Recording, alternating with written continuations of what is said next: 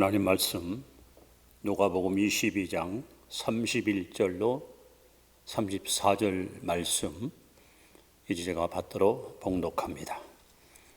시몬아 시몬아 보라 사단이 너희를 밀가부르듯 하려고 요구하였으나 그러나 내가 너를 위하여 내 믿음이 떨어지지 않기를 기도하였노니 너는 돌이켜 후에 내 형제를 굳게 하라. 그가 말하되 주여 내가 주와 함께 오게도 죽는 데에도 가기를 각오하였나이다. 이르시되 베드로야 내가 네게 말하노니 오늘 닭 울기 전에 네가 3번 나를 모른다고 부인하리라 하시니라. 아멘. 여러분, 성경에는 많은 사람들이 등장합니다. 여러분은 그 많은 사람 가운데서 좋아하는 사람이 있지 않겠습니까? 여러분은 성경에 등장하는 여러 인물 가운데서 누구를 좋아하십니까? 아니, 누구를 신앙의 롤 모델로 삼고 사십니까? 저는 개인적으로 구약에는 야곱, 신약에는 베드로, 이 두 사람을 좋아합니다.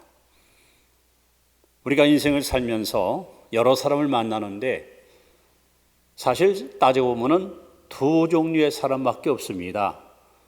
한 사람은 편안한 사람, 만나면 좋은 친구, 만나면 반가운 사람. 또 한 사람은 아주 불편한 사람, 만나면 괜히 짜증이 나고 스트레스 받는. 근데 저는 왜 야곱과 베드로를 좋아하는가? 특별히 베드로를 좋아하는 이유가 있습니다. 한마디로 이 사람은 너무 실수가 많습니다. 허물이 많습니다. 모순투성이 인생을 살았습니다. 어쩌면 내 내면성에 감추어진 나의 약점과 어리석음을 그대로 드러내는 그런 부족함이 많은 사람입니다. 그도 불구하고 이 시몬 베드로는 놀라운 하나님의 도구로 아름답게 쓰임받게 됩니다. 소크라테스에게는 플라톤이라는 훌륭한 제자가 있었습니다. 또 공자에게는 자공이라는 제자가 있었습니다. 역시 예수님에게는 베드로라고 하는 훌륭한 수제자가 있었습니다. 이 베드로는 마치 그가 태어났던 갈릴리 출신처럼 갈릴리 바다와 같이 종답을 수 없는 마치 너비공처럼 어디로 튈지 모르는 그러한 기질을 가지고 이 땅에 태어났고 살았던 인물입니다. 성경을 보시면 그는 조용할 때 혼자 떠듭니다. 그리고 깨어 있을 때 그는 잠들어 코를 골고 있습니다. 용감해야 될 때 그는 비겁하게 도망가고 숨어버립니다. 바로 그런 베드로가 어떻게 해서 주님의 제자가 되고 기독교 역사에 큰 흔적을 남기는 위대한 인물로 쓰임받았을까요? 오늘은 베드로라는 한 인물을 통해서 허물을 극복한 믿음의 사람, 바로 베드로를 우리의 신앙의 하나의 모델로 삼고 우리 함께 이 사람의 삶을 추적하면서 은혜를 나누려고 합니다. 이 베드로의 생애를 연구하면서 대략 6단계, 6과정을 오늘 여러분 앞에 소상하게 소개하려고 합니다. 자, 첫 번째 과정은 바로 예수님과의 첫 만남이었습니다. 바로 요한복음 1장 42절에 예수님이 베드로를 처음 만나자마자 놀랍게도 이렇게 말씀하십니다. 네가 요한의 아들 시몬이니 장차 게바라 하리라. 자, 이 사건은 그렇습니다. 베드로에게는 형제가 있었습니다. 바로 안드레죠. 어느 날 안드레가 메시아 예수님을 만납니다. 그리고 그 감격, 구원의 즐거움을 가슴에 묻어둘 수가 없습니다. 그는 집에 달려와서 그 형 베드로에게 형, 내가 메시아를 만났어. 구세주를 만났단 말이야. 정말이야? 그럼 정말이고 말고 형, 나랑 함께 가봐. 그분이 계신 걸 내가 알고 있어. 그래서 이 동생 안드레의 전도를 받고 예수님께 소위 나아갔던 인물이 바로 시몬 베드로입니다. 그렇게 해서 예수님과 첫 번째 만남이 이루어지는데 실수투성이, 모순투성이, 허물 많은 베드로를 보고 예수님은 첫 마디가 너 지금 이름이 시몬이지. 갈대와 같이 흔들리고 연약한 존재지. 그러나 너는 게바, 즉 베드로, 반석이 되리라. 예수님은 베드로 속에 감추어진 가능성을 보시면서 그에게 그야말로 파격적인 말씀을 선포했습니다. 너는 반석이다. 너는 반석처럼 아주 든든하고 견고하고 그리고 교회에 크게 쓰임받는 인물이 될 것이다. 이것이 바로 베드로가 예수님을 처음 만났던 사건, 즉 동생 안드레의 개인 전도를 통해서 주님 만났던 사건입니다. 오늘 저와 여러분들이 신앙에 첫 입문할 때 우리에게 가장 필요한 경험이 뭡니까? 예수님과의 만남입니다. 이사야 55장 6절 말씀에 너희는 여호와를 만날 때에 찾으라. 가까이 계실 때 그를 부르라. 또 잠언 8장 11절에 보시면 나를 사랑하는 자들이 나의 사랑을 입으며 나를 간절히 찾는 자가 나를 만날 것이니라. 여러분, 예수님 만나셨습니까? 길이요 진리요 생명 되시는 그 예수님을 분명히 개인적으로 인격적으로 만나셨습니까? 주님과의 만남의 사건이 내 생에 가장 감격스럽고 잊을 수 없는 축복의 만남이 되어야 됩니다.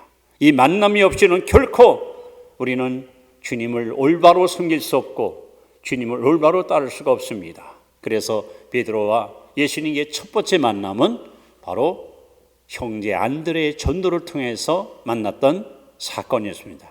자, 두 번째 사건을 소개합니다.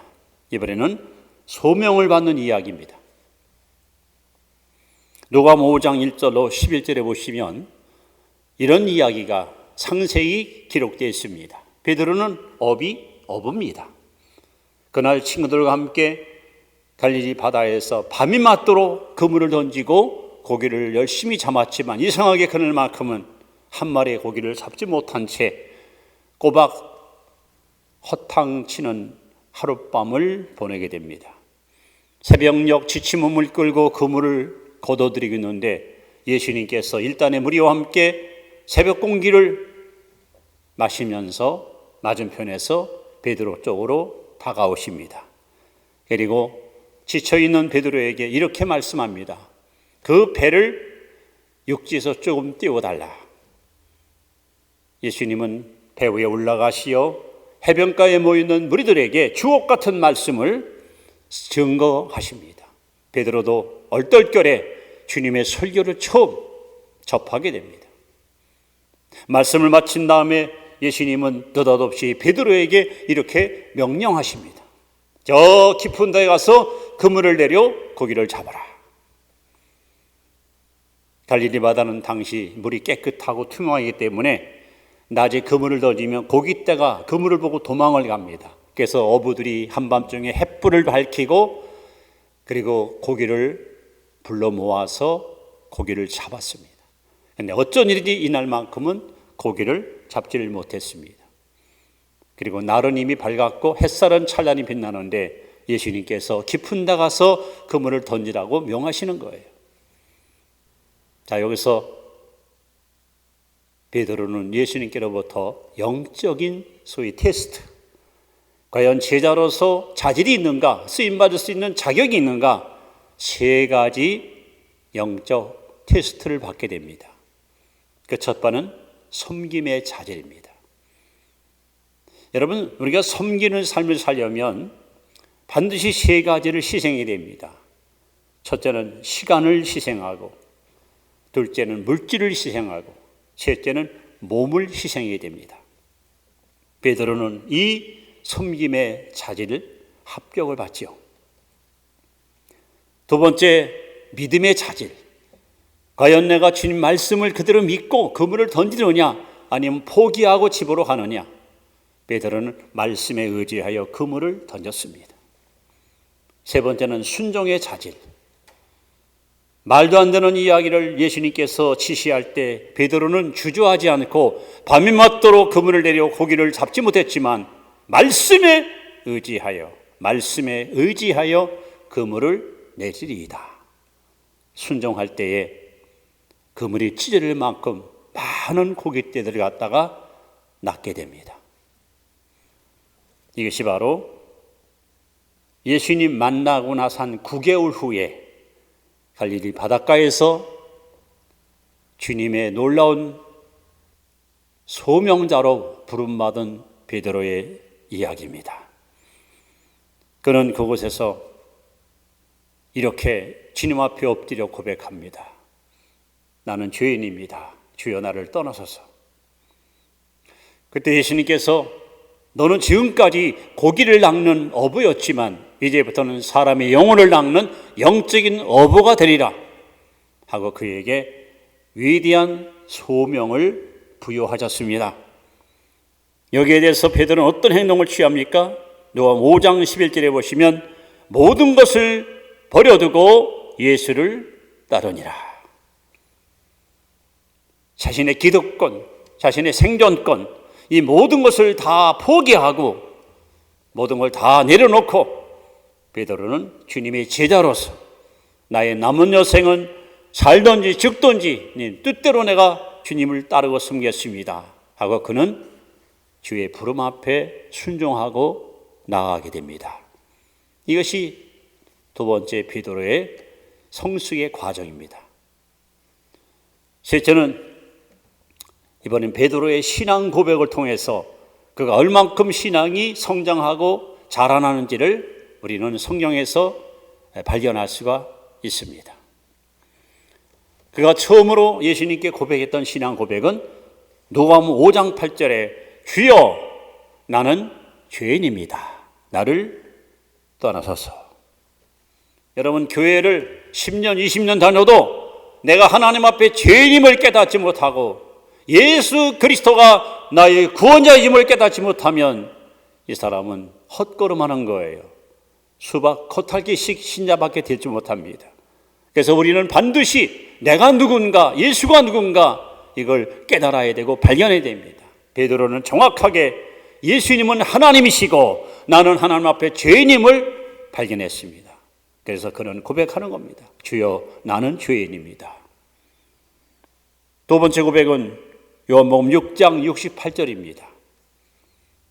소위 베세다 들판에서 오병의 기적을 행하시고 많은 무리들이 배불리 먹고 행복에 겨울 때에 그들은 억지로 예수를 임금 삼으려고 했고 예수님은 자기 아들을 재촉하여 빨리 바다를 건너 피신하라고 요청하십니다. 만 하루 만에 수천의 군중들이 예수님 계신 곳으로 달려왔습니다. 선생님 여기 계셨군요. 우리가 얼마나 주님을 찾았다고요. 예수께서 말씀하십니다. 너희가 나를 찾는 까닭은 표적을 본 까닭이 아니요 떡을 먹고 배부른 까닭이라. 썩을 양식에서 일하지 말고 썩지 않을 양식에서 일하라. 나는 하늘로부터 내려온 생명의 떡이니 내 살을 먹고 내 피를 마시는 자는 영생을 얻으리라. 주님이 군중들에게 주고 싶었던 진정한 떡은 허기진 창자를 채우는 육신의 떡이 아니라 그들의 영혼을 살리는 생명의 떡이었습니다. 많은 우리들이 야 이게 무슨 소리야? 뭐 살을 먹고 피를 먹어? 가자 다 뿔뿔이 사방으로 흩어지고 맙니다. 그때 제자들에게 예수님이 이렇게 의미심상한 질문을 던지십니다. 너희도 가려느냐? 너희들도 저 사람들 같이 똑같이 나를 떠나겠느냐? 그때 베드로가 한 고백입니다.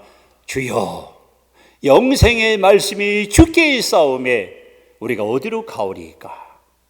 이것이 베드로의 두 번째 고백입니다. 예수님 생명의 말씀을 주님이 갖고 계신데 우리가 어찌 주님을 떠나서 어찌 주님을 등 돌리고 살 수 있습니까? 자, 세 번째 고백은 가이사랴 빌립보에 일어났던 고백이죠. 마태복음 16장 16절에 3년의 공생애를 마감한 예수님이 이제 얼마 있으면 예루살렘에 올라가셔서 십자가에 못 박혀 죽으십니다. 과연 제자들이 3년 동안 내게 가르침을 받았는데 나에 대해서 얼마나 정확하게 분명히 알고 있는지 주님 확인하고 싶었습니다. 그래서 물었습니다. 너희들은 나를 누구로 하느냐? 그때 유명한 신앙 고백이지요. 주는 그리스도시요 살아계신 하나님의 아들이십니다. 바로 베드로가 이 위대한 신앙 고백을 했고, 예수님은 베드로를 극구 칭찬하시며 내가 이 반석 위에 내 교회를 세운다고 그렇게 약속하셨습니다. 그리고 네 번째 고백은 요한복음 21장 15절입니다. 배신하고 도망간 베드로에게 주님이 찾아오셨습니다. 그리고 그에게 따지지 않고 묻지 않고 책망하지 않고 이렇게 물었습니다. 내가 이 사람들보다 나를 더 사랑하느냐? 그때 베드로가 주여 그러하여다. 내가 주님을 사랑하는 줄을 주께서 아시나이다. 이것이 복음서에 기록된 베드로의 신앙 고백입니다. 신앙 고백이 한마디 한마디 내뱉을 때마다 그 믿음의 성장, 믿음의 성숙을 우리는 발견할 수 있습니다. 그리고 사도행전에 넘어가면 베드로는 어디 가든지 주 예수 이름으로 귀신을 쫓고 예수 이름으로 병든 자를 고치고 예수 이름으로 복음을 선포하여 수많은 사람들을 구원의 길로 이끌었습니다.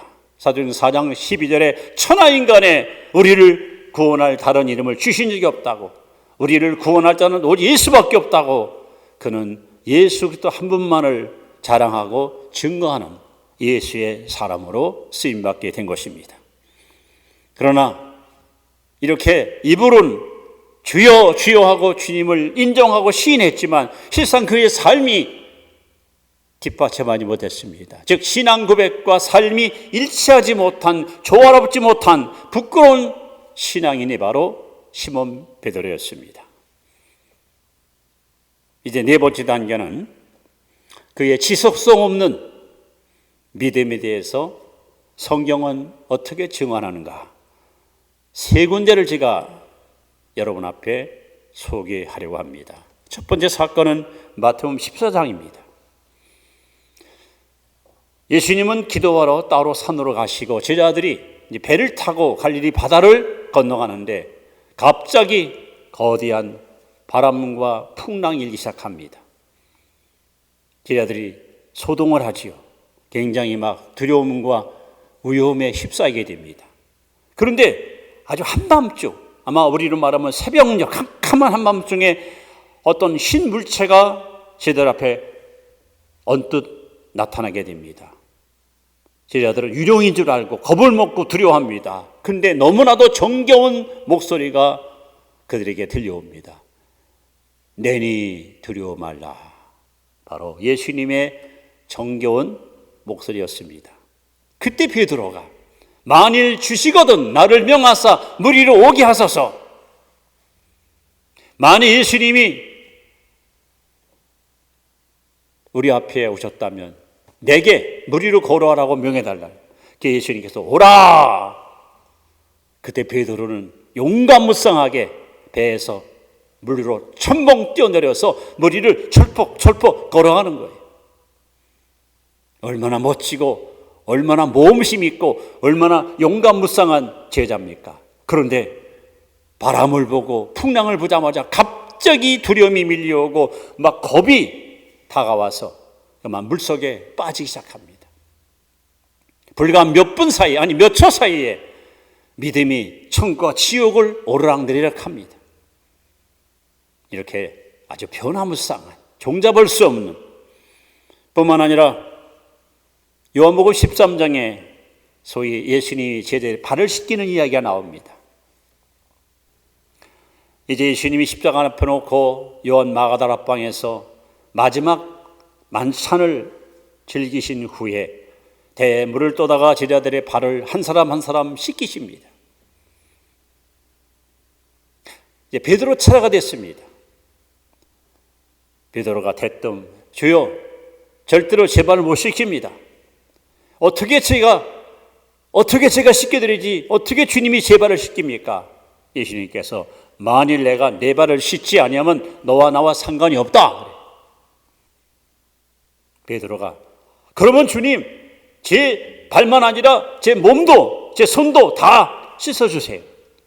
예수님께서 이미 목욕한 자는 발만 씻으면 된다.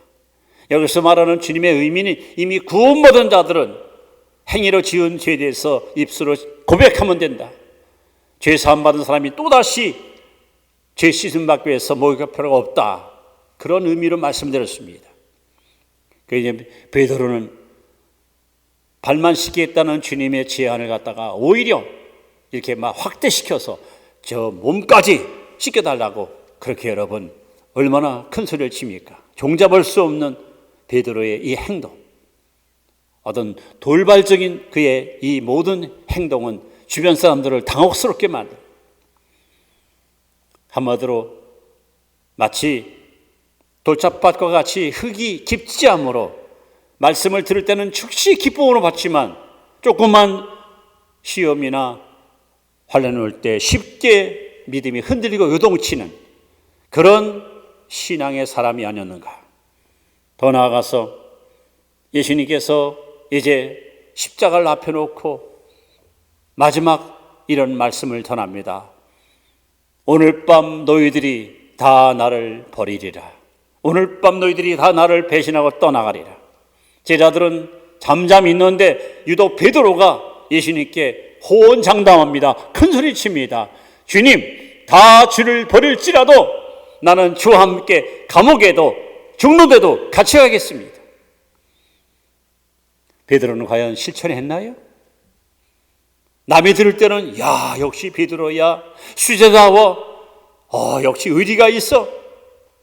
그러나 베드로는 불과 몇 시간 만에 예수님을 모른다고, 아니 예수님을 저주까지 하면서 나는 저의 제자가 아니고 나는 저를 모른다고 그를 극구 부인하고 3번씩이나 부인하고 예수님을 배신하고 도망가고 말았습니다. 이렇게 그에게는 지속적인 믿음이 없었습니다. 즉흥적인 믿음이 있었지만 좀 끈기와 인내심 있는 믿음이 없었습니다. 그때그때 기분 따라 감정 따라 상황 따라 들쭉날쭉하는 그런 연약성을 가졌던 사람이 바로 시몬 베드로입니다. 그야말로 허물투성이의 인생. 그래서 저는 이 사람을 좋아합니다. 왜? 나의 모든 부끄러운 모습이 고스란히 이 사람을 통해서 보여지기 때문에. 자, 이런 베드로가 이제 5번째 단계로 들어가서 그는 격려가 필요했던 제자입니다. 격려. 바로 오늘 요한복음 21장에는 부활하신 예수님이 배신자를 찾아와서 그를 격려하는 내용이 자상하게 기록되어 있습니다. 자, 내용은 그렇습니다. 예수님께서 부활하실 때 그 부활한 예수를 처음 목격한 사람이 바로 막달라 마리아입니다. 근데 부활하신 예수님께서 이 막달라 마리아에게 마리아야, 예루살렘에 가서 만백성들에게 예수님이 부활하셨다, 예수님이 사망 것을 깨트리고 살아나셨다 외치라, 그렇게 말하지 않았습니다. 또 저 베들레헴이나 여리고에 가서 이 소식을 전하라고 말하지 않았습니다. 오히려 예수님은 제자들에게 가서 전하라. 갈릴리 내가 거기서 너를 만나리라. 그때 베드로는 주님을 부인하고 배신하고 도망한 다음에 뭘 한지 아십니까? 송충이는 술잎 먹어야죠. 노예는 뽕잎 먹어야죠.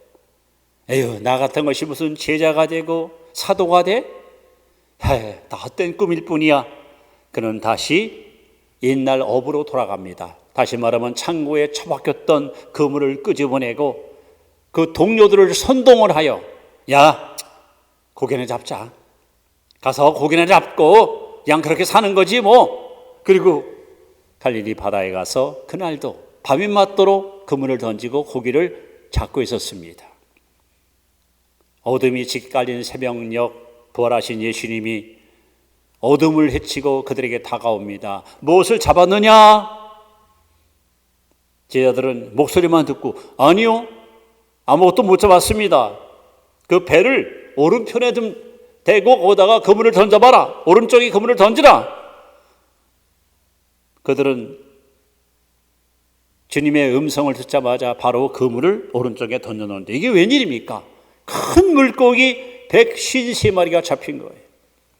그 점에 예수님은 불을 펴놓고 조반을 준비해놓고 잡은 생선 좀 갖고 와라. 생선 구워 먹자. 그래서 소위 아침 만찬을 준비해놓고 제자들을 초청을 합니다. 자, 베드로가 지금 예수님 계신 것으로 한 걸음 한 걸음 다갔을 때 마음이 어떻겠습니까? 죄송하기도 하고 창피하기도 하고 말로 표현할 수 없는 어떤 회한함. 예수님은 아무런 말씀 없습니다. 그리고 지쳐있고 피곤해있고 굶주린 제자들한테 음식을 이렇게 골고루 나눠주면서 아침 조반을 아주 맛있게 그렇게 잡수십니다. 식사를 다 마친 후에 예수님께서 베드로에게 이렇게 말씀합니다. 요한 아들 시몬아, 여기 있는 사람들보다 내가 나를 사랑하느냐? 저는 예수님의 이 모습을 보면서 예수님은 탁월한 교수법을 실천하시는구나. 우리 같았으면 야, 이 배신자야, 다 줄을 버려도 나는 죽는데도 같이 가? 감옥에도 같이 가? 야, 어찌 사내 자식이 말만 번드러하게 실천을 못하니? 그렇게 여러 번 비판했을 터인데 예수님은 1절 베드로를 책망하거나 꾸지람하지 않고 오직 한 가지, 너 나를 사랑하니? 내가 나를 사랑하느냐? 하고 물으십니다. 베드로는 얼떨결에 주여 그러하여다 내가 주를 사랑하는 줄을 주께서 아시나이다. 예수님이 이번에 또 묻습니다. 시몬아, 내가 나를 사랑하느냐? 그것도 3번씩이나 동일하게 질문을 던지십니다. 베드로는 할 말이 없는 거예요. 그래서 그는 이렇게 말하는 거예요. 내가 주를 사랑하는 줄을 주께서 아시나이다. 그때 예수님께서 베드로에게 사명을 부여하십니다. 내 양을 치라, 내 양을 먹이라. 여러분, 허물이 많은 사람, 실수 많은 사람, 약점 많은 사람에게는요, 그 허물을 들춰내고 약점을 까발리고 실수를 책망하는 것 갖고는 해결이 안 됩니다. 그들에게 가장 소중한 보약은 격려입니다. 베드로는 자신이 모르겠어요. 예수님 부인하는 날 그는 밖에 나가심이 통곡했다고 그렇게 성경에 기록되어 있습니다. 그의 잘못을 알았습니다. 그것 때문에 회개하고 눈물 뿌렸습니다. 그런 베드로에게 너 왜 그랬어? 그 따위밖에 못해? 하고 베드로에게 여러 번 질책을 했더라면 베드로는 아마 실족했을 거예요. 그런데 예수님은 내가 나를 사랑하느냐? 저는 이 요한복음 21장의 말씀을 볼 때마다 이런 마음의 깨달음을 얻습니다. 하나님은 아무에게나 사명을 맡기지 않습니다. 하나님은 아무에게나 소중한 직분을 부여하지 않습니다. 마음을 다하고 성품을 다하고 뜻을 다하고 힘을 다하여 주 하나님을 사랑하는 자에게 하나님은 사명을 맡기십니다. 주님을 사랑하는 마음이 가슴속에 꽉 차 있는 사람들한테 사명을 맡겨야 멸시천대를 받고 내가 가는 길이 험한 가시밭길이고 외롭고 힘든 고통의 길이라도 감사하며 갈 수 있는 것이지, 이 마음속에 주님을 사랑하는 마음이 없으면 내가 이거 왜 해야 돼? 왜 내게 이런 일을 맡기는 거야? 벌써 그 마음속에 입술에는 불평과 원망이 솟아날 수밖에 없는 겁니다. 그래서 베드로에게는 바로 격려가 필요했고, 예수님은 그에게 다가가서 책망하지 않고 따지지 않고 사랑하느냐 물으시면서 다시 그에게 내 양을 맡기라, 내 양을 치라고 소중한 사명을 맡기신 겁니다. 자, 이렇게 이런 과정을 통해서 베드로가 자꾸 연걸어갑니다. 다듬어집니다. 아주 성숙한 모습으로 변화를 받습니다. 이제 마지막으로 성령의 사람이 된 이야기입니다. 이것은 바로 오순절 사건이 베드로의 인생을 180도 바꿔놓는 획기적인 역사적인 사건이었습니다. 감람산에서 하늘로 승천하신 예수님께서 제자들에게 마지막 남긴 유언이 뭡니까? 사도행 1장 4절에 보시면 사도와 같이 모이사 그들에게 분부하여 가라사대 예루살렘을 떠나지 말고 내게 들은 바 아버지의 약속하신 것을 기다리라. 요한은 물로 세례를 베풀었으나 너희는 몇 날이 못되어 성령으로 세례를 받으리라. 이 약속을 믿고 다락방에 모여서 하나님께 열흘 동안 기도하던 사람들이 한 120여 명인데 거기 베드로가 바로 주체가 되고 이 기도회를 이끌면서 전혀 기도에 힘쓰게 됩니다. 그리고 예수님 부활하신 50일째 되는 날, 승천한 지 열흘째 되는 날 약속대로 성령이 불같이 다락방에 임하여 베드로를 위시한 120문도가 다 성령 세례를 받고 하나님의 교회가 탄생하며 성령 시대가 활짝 열리게 되었습니다.